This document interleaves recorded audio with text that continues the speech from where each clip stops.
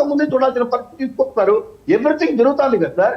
ఈ రోజు పీడిఎస్ రైతు మీద ఆంధ్ర రాష్ట్రంలో 10 కిలోలు తరలించాలన్నా కానీ చుక్కలు చూపించే పరిస్థితి తీసుకొచ్చింది మాత్రం పవన్ కళ్యాణ్ గారు చెప్పిన తర్వాతే. అంతకు ముందు దీనికి స్కోపే లేదు, దీని మీద చర్చ లేదు. గత 5 సంవత్సరాల్లో ఎక్కడన్నా మీరు న్యూస్ పేపర్ లో కానీ, ఎక్కడ యూట్యూబ్ లో కానీ, ఎక్కడన్నా సోషల్ మీడియాలో కానీ పీడిఎస్ రైతు పట్టుకున్నట్టు దాఖలు ఎక్కడ ఒక్క కేసు ఫైల్ ఏంటో చూడండి. అంతకుముందు కూడా ప్రభుత్వాలు ఏం పనిచేయలేదంటారు మీరు. 47 నుంచి ప్రభుత్వాలు ఏం పనిచేయలేదంటారు. 1 కిలో రైస్ కూడా పట్టుకోలేదంటారు ప్రభుత్వాలు. పవన్ కళ్యాణ్ గారు మాట్లాడిన తర్వాతే పీడిఎస్ రైస్ కి యొక్క తరలించేదానికి డిస్కషన్ అయితే వచ్చింది, ఫోకస్ అయితే వచ్చింది. గతంలో ఏం జరిగింది, 14 ముందు ఏం జరిగింది, అది ఏం జరిగిందో మాకు అనవసరం. ముట్టుకోరు. 14-19 మధ్య జరిగింది కూడా ఏం మాట్లాడరు మీరు. 14-19 మధ్య జరిగింది కూడా ఏం మాట్లాడరు.